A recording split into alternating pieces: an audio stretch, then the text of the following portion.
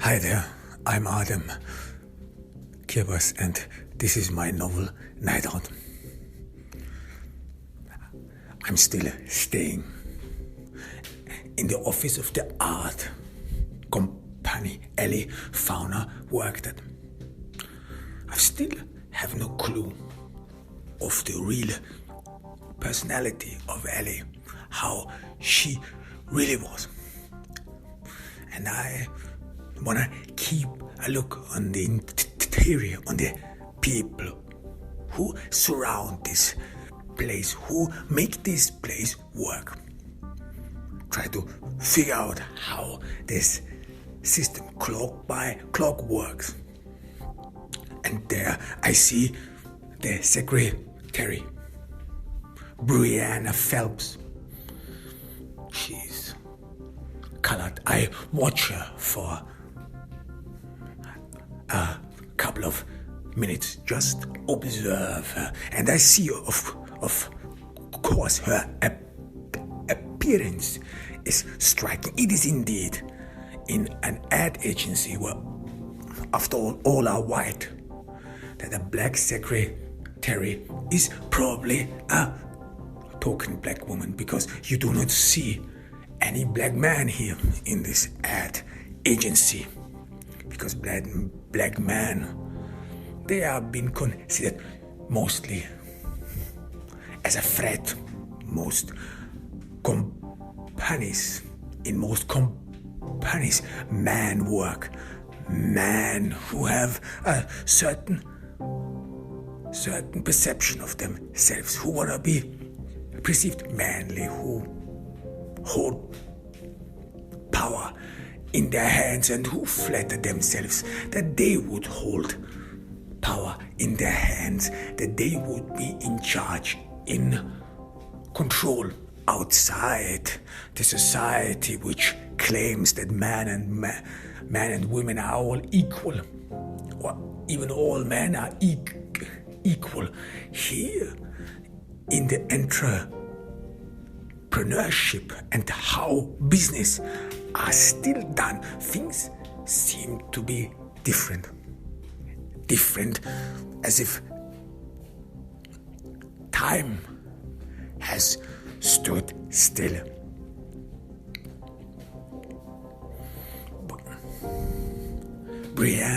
I see Brianna Phelps, the secretary, is a loud person. She's dominant, and you can immediately fathom that she is as well as overbearing. She tells everyone what to do, and she likes to say and advise everyone. You vividly see that she likes her role as a secretary, and that she even goes beyond it, as if she would be some sort of a caring mother who cares about all these white children, who doesn't seem to know where they belong to, or doesn't seem to know what they should do. This is the role she has given herself. You could say or assume that this role she has given to herself is some sort of a compensation for her, because sooner or later she must have noticed that she's nothing but a token black woman, and the only reason why she's there is because they can air and transmit and convey some sort of a worldliness which mostly only exists in the head of people who think too much of the world, or who have a too positive perception of the world, and who assume that no matter what you do, no matter how bad your life might be, attitude and the right attitude would get you everywhere you want. Well, it is more than just your attitude. It is more than just your mindset, which is necessary to make the great plunge forward. some, and you can immediately know, some are annoyed by Brienne's overbearing, by her patronizing tone. They don't like it. So it is some sort of way, in a way, annoying. You can see this annoying, and this partially leads to tension, of course. Tension in an ad agency, where things are indeed difficult, to say the least. I approach Brienne. I want to talk with her. I want to talk with her about Ellie. What was her perception? Because it is more than likely that Brienne knew a lot of things about Ellie, and that things came together about Brienne. Brienne seems to have the overview of all who work in this office. This is something you need to have if you think you are self in charge, and this is probably the advantage some of those migrants or people out of the normal standard conformity have, because there is some sort of outside of the society, a little bit outside of the society. They have a different perspective on the groups or on the people. They are surrounded with a different angle, which of course arises from the fact that one never is really part of a group, or lives outside of a group, or lives as an outcast. It seems that way, that if you live as an outcast, that you get a better understanding of society, because you have the necessary distance to all others and maybe to the people around you. I asked Brienne about Ellie, and I'm not surprised that she knows Ellie very well.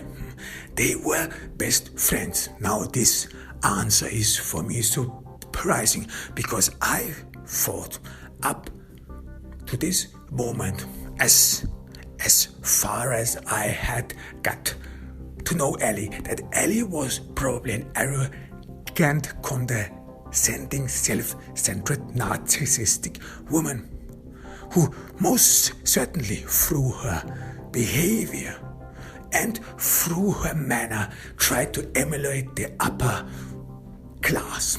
She was probably thinking of herself something better than all the others. This is what I partially assumed.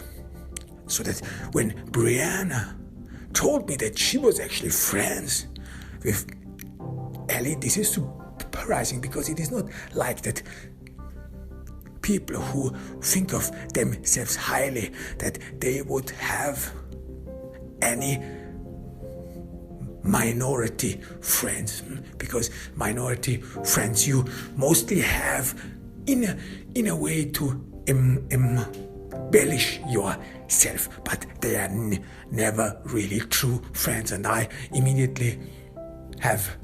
immediately perceived that Brienne is actually a very smart woman, that she knows quite well who takes advantage of her, who takes advantage of her being black, and she's quite aware of the fact that the only reason why she's probably here in this ad agency is because she's black. So she's not a dreamer whatsoever. She does not assume that she is one of those few black women who actually made it, or who actually have accomplished something. No. Neither does she think that some sort of a new wave of emancipation, of equality, which would then entail even the cause of black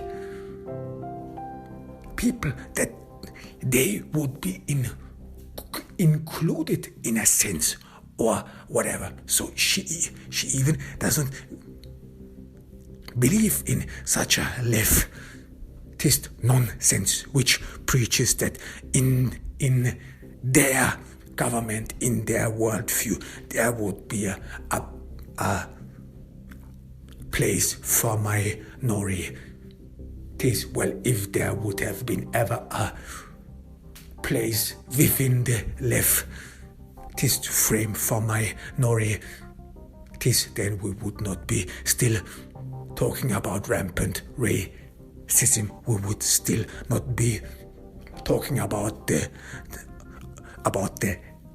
dire social circumstances many minority groups are still in many countries in the West. So the left, for a fact, didn't do anything to improve the lives of minority groups. And Brienne tells me that the moment or the day Ellie came in to the office, that she was very shy. She was not very self-sufficient, and that she cared for her.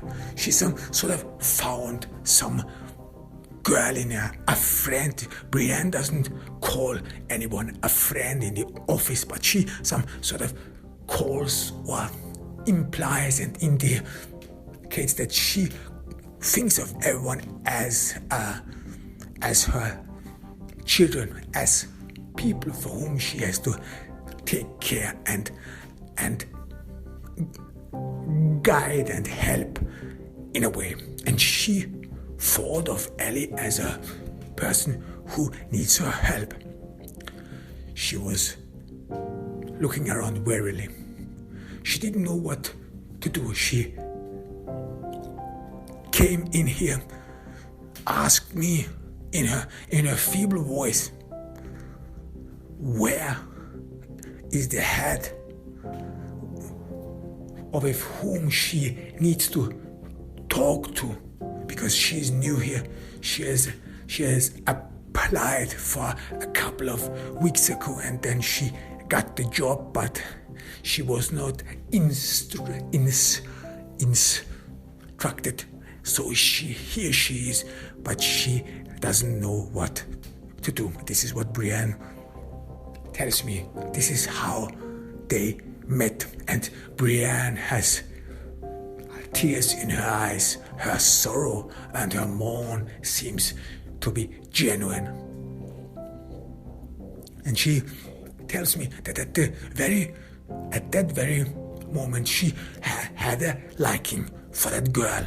And it is again surprising, because Ellie, who graduated from college, who must have thought of herself as something better, because this is what many young folks nowadays believe of themselves, that they, because they have a college degree, would be some sort of better than all the others. But Ellie apparently was not one of these kinds, one of these people. And Brianna helped her.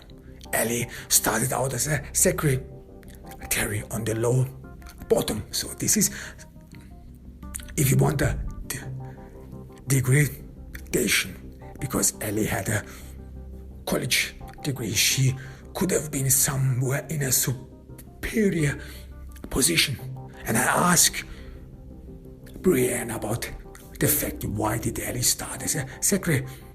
She finished college. Brienne tells me this is the way how things work in here. They say that you have to work yourself up, but we all know that this is all about women.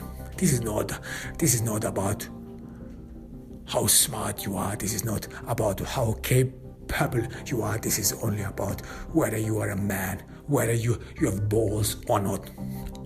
And even though if they would have put that girl into a leading position, it is not likely that they would have taken her seriously. So there are some issues here with women. Brienne evades an answer. She looks away. So you have to read between the lines. The woman, which is very common in the working place, they have to struggle to be accepted. So it is not only a gender pay gap which ails the society, it is as well as that women's or degrees, college degrees or skills women bring in to the working place, that they are not acknowledged as such, or are not acknowledged as they are acknowledged by men. So there are some issues, and Brienne tells me now with all these sexual harassment claims, men got even more scared to employ women. They don't want to be around women anymore because they fear that every woman who applies for a job in an office actually is nothing but a gold digger who assumes she will never be able to climb up the corporation ladder. So they take the easy way out, and the easy way out seems to be sue the company for money, sexual harassment lawsuits. People around here got really scared. Brianna tells me we are already only a few women in the agency, and now last month they even hired a first male secretary. This was unheard of, even though you know how women are treated, and even though you know that the best thing you can do as a woman around here is being a secretary, because men don't want to follow the lead of a woman. However, you still were thankful that you got a job and that you could be independent. But now things have changed. Now you do not even get the job as a secretary because all of them are scared. Brianna is thoughtful. But I want to talk about Ellie, and I ask her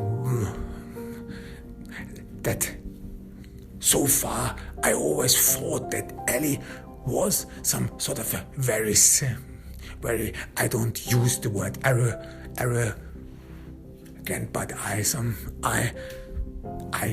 use the word self-sufficient. So I always assumed that Ellie was at least a very content and sophisticated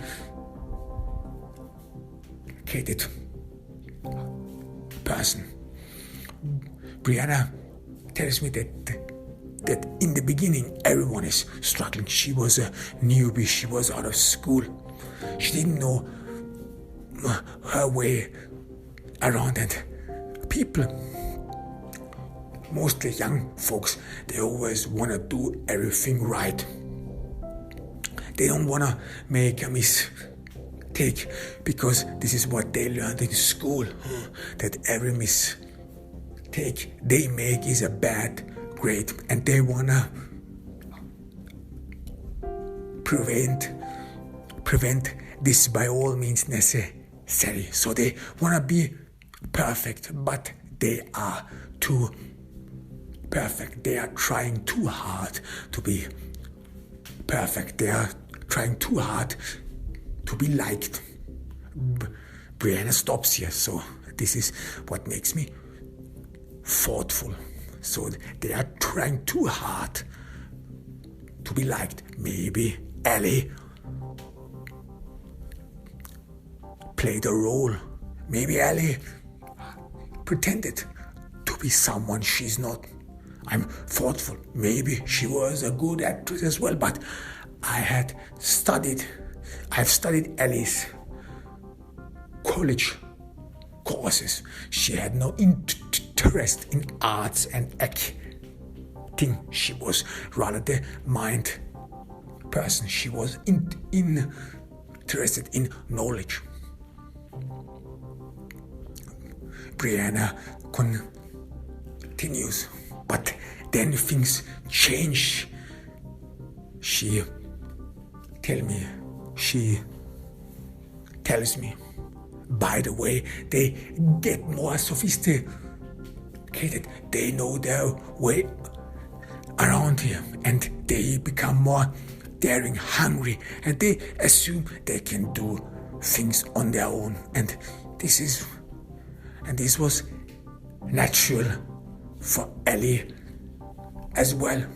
This is at least what everyone here assumed, because more and more everyone saw that Ellie got more self-confidence, and that she wouldn't be that hunched down anymore. But I knew her real secret. Now Brianna has all my attention. What was Ellie's real secret? Brianna tells me that Ellie told her that she met someone, that she has a new boyfriend. Well, this is new news, because Ellie's mother, as well as her roommates in the apartment in the city, actually said that she did not have a boyfriend. Now, who was this man? I ask Brianna, and she tells me that she didn't know, that Ellie was embarrassed to talk about him. She was embarrassed to talk about her boyfriend. Well, this is something rare, because normally women are proud of their boyfriends, or like to talk about love. They assume that love is something very, very, very admirable, and that you should tell the world that you love someone, or that being able to love, or that you having found someone who loves you or who wants to be with you is something people normally are very proud of. This is a fact. And then people like to talk about these things. They wanna tell the world about it. So why was Ellie not doing that? And why was she embarrassed particularly about talking about her boyfriend? Brianna tells me that she tried many times to loosen her up, to take some words out of her mouth, and to get to know this boyfriend friend. But Ellie was always reticent. She didn't want to talk about it. Maybe it wasn't a man at all. Maybe it could be that she was a lesbian, that Ellie was a lesbian, and that she was embarrassed, or that she was smart, because it is more than likely that Ellie firstly had known or heard of some things, especially in college, how women are treated outside of college, that there is a gender pay gap. So this just means that even though you have no clue about feminism, or even though you don't know anything about feminism, at least you hear some things about how women are being treated disadvantageously, and you assume in that way, and that if you work in an office, especially if you are an attractive woman, that man will wanna be around you, and that man will approach you or try to help you in that sense, help you in brackets. But what they really want is that attractive women should be dependent on them so that they can assert themselves. This is how men mostly think of, or can still assume, their potency, and do not think of themselves as lost throughout the development of feminism, lost due to emancipation of women, so that women more and more claim that they do not care about men anymore, or that they would not need man anymore. So in having power over women, in keeping women, especially attractive women, in a subordinate position, they can still assert themselves. They can still assert their potency over women and feel man, or still man, if you want. And it is more than likely that someone who graduated from college probably must have been aware of the social mechanisms in an office, and that Ellie, could have adapted to it, and that she probably, if she was a lesbian, didn't want anyone to know about it, because it would have probably caused some uproar in the office. Homosexuality is still an issue. People still feel uncomfortable having homosexuals around them, and most importantly, this would have been a dent in Ellie's career, because she must have assumed that she will sooner or later climb the corporate ladder, or hoped for it, and then being a lesbian, being someone, probably would have thrown her out of the race. It could be a possibility.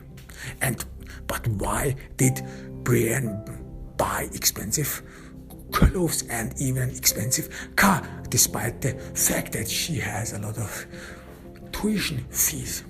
She must have trusted on something. She must have put faith on something. Or was Ellie just a risk taker, someone who liked to play with the fire? But there are no education about Ellie being one of these women who like to take a lot of risks because she went to college. She grew up quite normally in a standard all-American home. Well, she had to do away with her father. She did not grow up with a father, which would mean that someone maybe was looking for a father figure, for a dominant man who would lead and guide her.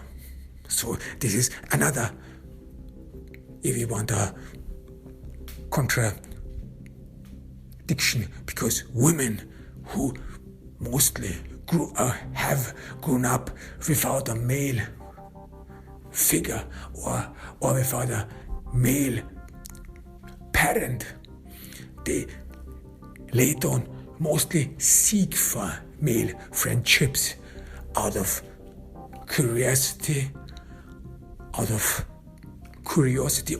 that they have developed some sort of ideal view of man as the ones who are dominant, as the ones who can accomplish. And because her mother, probably because she had to run the diner, wasn't around her that much, Ellie could have fixated herself on this ideal man figure. But why did she turn up gay then? So she would have probably gone for a dominant man. Maybe she had some issues in college. Ellie is one of these young women who are prone to have some relationships with older men, especially in college, with one of their college teachers and so on. But Ellie's best friend from college didn't see any boyfriend at all around Ellie. She even assumed or thought that Ellie was somehow asexual. She wasn't around men that much, and she didn't see Ellie around men that much. Maybe it could be because Ellie has a sibling, and that this sibling led to a social constellation which led Ellie to become homosexual, to become a lesbian. But why was she secret about it? Because in college there is a lot of even pressure for some women and men to come out as homosexuals. This pressure is higher if they are member of a minority. Still the white chauvinistic elite only seems to acknowledge the equality of other minorities if they some sort of subordinate themselves, no matter whether so many people assume that homosexuals are equal. They are for equal to heterosexuals, but the overall understanding and the overall conception of homosexuality is still that it is outside the normal, that it is outside the ordinary, that it is unusual. And this perception of homosexuality being unusual is still maintained and even embellished and kept even within the leftist mental and ideological frameworks. So they only want to acknowledge, and the left, they only want to acknowledge this being different, this being unusual, different from those so-called others, and especially the leftist elite who is more or less snobbish and who have some sort of a snob attitude that they want to be perceived as different from all others. And they do a lot to be perceived as different from all others. And there, in this very niche, hits homosexuality. It is not that it is perceived and acknowledged and appreciated as equal or as part of a sexual orientation which has to be objective, or that the concept of any sexual orientation must not be necessarily heterosexual, that this assumption or this perception is omitted within the leftist framework, but instead they favor homosexuality, or they favor everything that gives them a notion and the self-perception and the self-appreciation that they are different from all others, so that they can feel different from all others. And then homosexuality for them seems to be a means, nothing but the means to claim this difference, to claim that they would be special, that they need some sort of a special attention as well, because this is what this new age is about as well. This is about getting attention.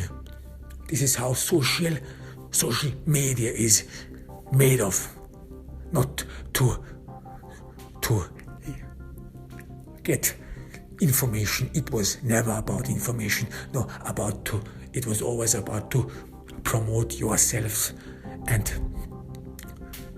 especially more and more how many Facebook and Instagram profiles are all the same, and people more and more look and act like each other. So it becomes more and more a struggle to differentiate oneself from all these others. So, and in order to do that, you will try to grasp on every possible opportunity which allows you to be different and gives you some sort of a self-fulfillment.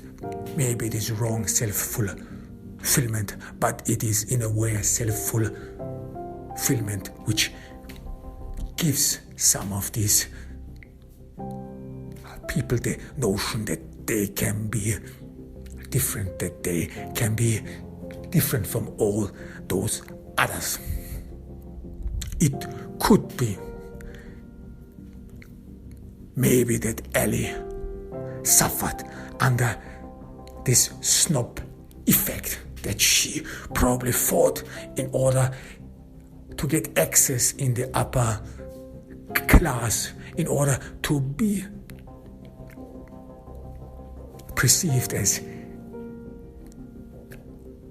different, and that she is a child of her generation. Maybe she could have become a lesbian in college, but in college you cannot hide these things. So this would mean that at least some of those people should have known it, or must have known it. And it actually would have fitted it if Ellie would have trusted herself in another minority, because this is what this is all about as well. Many homosexuals perceive themselves as a minority, and they even go so far and perceive themselves as equal to other minorities, even to those minorities who struggle and suffer severely from racism and being disadvantaged in society. So, but she did not do that. Ellie did not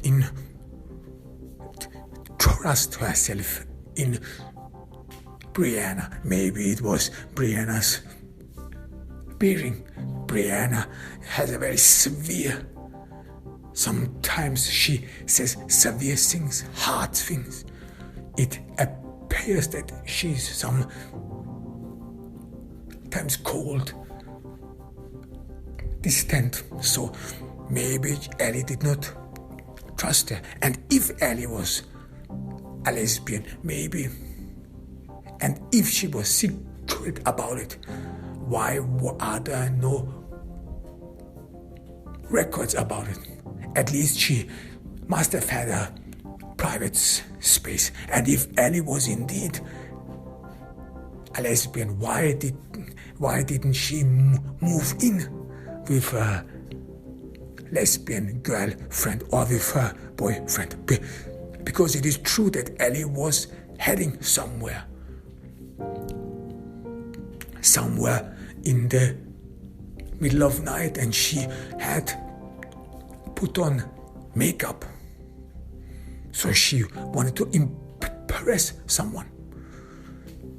But who knows, maybe she was heading to someone else. Maybe this is a love tragedy after all. Maybe her boyfriend or girlfriend found out that she was cheating on her. But again, why wasn't she living with homosexuals? So this would be way more likely, because Lydia and Melinda, her roommates, they are heterosexuals. So it is not very likely that Ellie was indeed homosexual. What kept, or why did she keep her boyfriend secret then? Maybe her boyfriend was from a lower social class. This happens. Especially women are very cautious and tentative about social class hierarchies. Why? Because women are disadvantaged in society. They do not have the same rights as men, and they do not have the same possibilities as men. And this leads to the fact that women rarely are being promoted, or that they struggle to be acknowledged or taken seriously in a corporate structure. And therefore, for a woman to be around a man or marry a man who comes from a lower social class would be a self-inflicted mistake, because if you already struggle to be acknowledged outside in the working world, in the workforce, then you do not do yourself a favor if you marry a man who is below your social ladder, because as a woman you sooner or later share the social class of the man you marry or of the person you come together with or live together with. It is not the other way around. So men mostly do not participate in the social class hierarchy of their women. They do not take over the social class of their spouses or their women, but rather women have to adopt in a male-dominated society to the social class of their husbands and their man or their boyfriend. In that sense, it makes sense that women do not marry below their social class, and it is as well as somehow still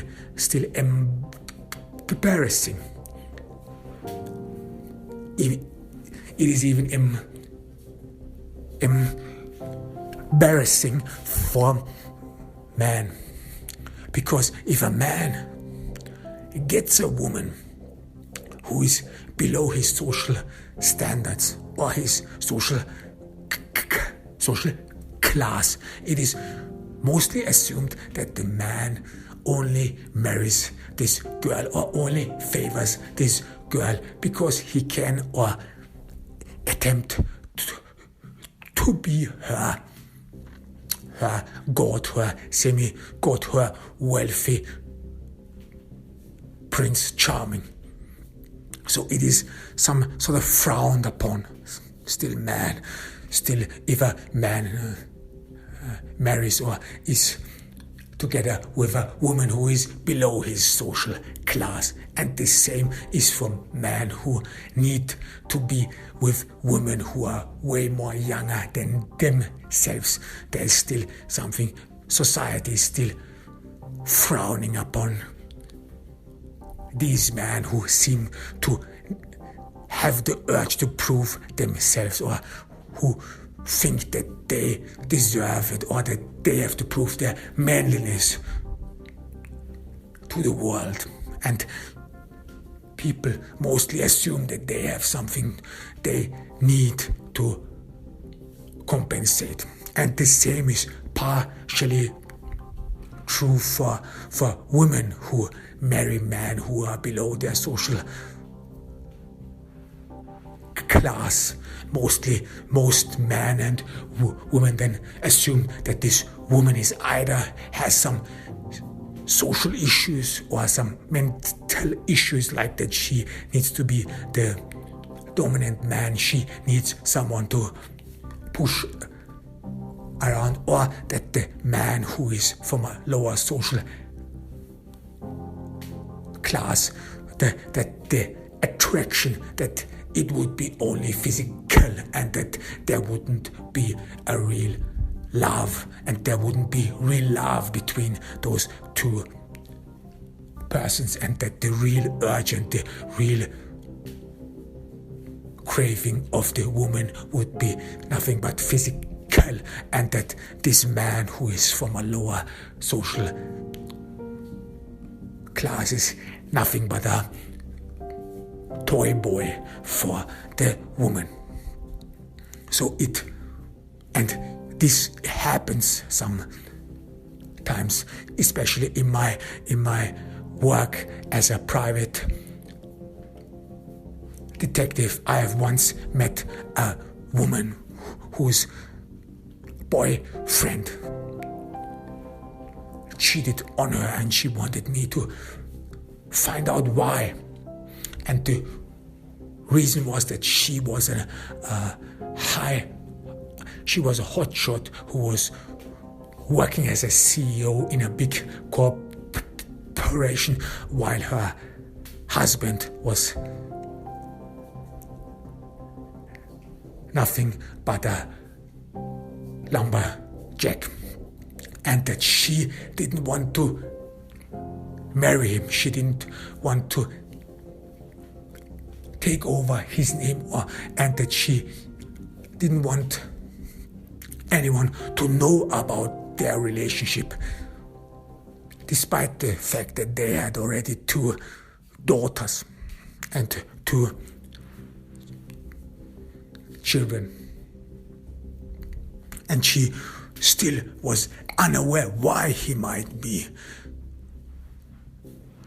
looking for another woman, why he was dissatisfied with their relationship. And it turned out that he wanted and that he really loved her, but he thought that his girlfriend, this hotshot from the corporate world, was ashamed of her, and that she thought of himself nothing but a toy boy. So this is indeed a real issue. Women indeed feel uncomfortable because of these issues.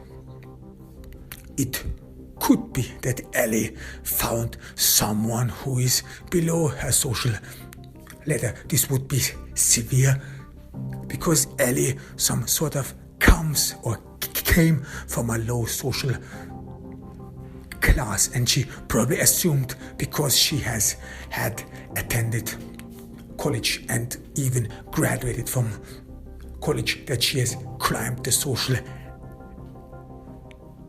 ladder, and that she's something special, she's something unique, and there wouldn't be any way back but more. And later in her life she felt lonely. She got to know someone, these things happen, someone in a bar or whatever, you have it, and then she fell in love with him, or maybe still her, and things occurred, things developed, and she could not bring herself to accept her feelings. This could then be in connection with her buying expensive clothes and an expensive car. She wanted to enhance herself. She wanted to embellish herself. She wanted to make it appear as if she would be indeed capable of accomplishing something, that she would be this capable princess who is beautiful, who adorns herself with beautiful clothes, and who can attract wealthy and sophisticated men with fortunes, with wealth and fortune, and who are prosperous. Maybe this could be an explanation why she kept her boyfriend secret. But I still don't know what happened. This could be a love tragedy, and we will have to look into this fact. Why was she killed? Maybe she was decoyed. Maybe she was coyed out of her home. Maybe this was all premeditated, so that there was something going on, but it doesn't seem likely that Ellie would have betrayed her boyfriend or girlfriend if she had one. So here are big. So we have still some unsolved issues, and we still do not know who Ellie is or how she was. What was she like? We still are taping in the dark.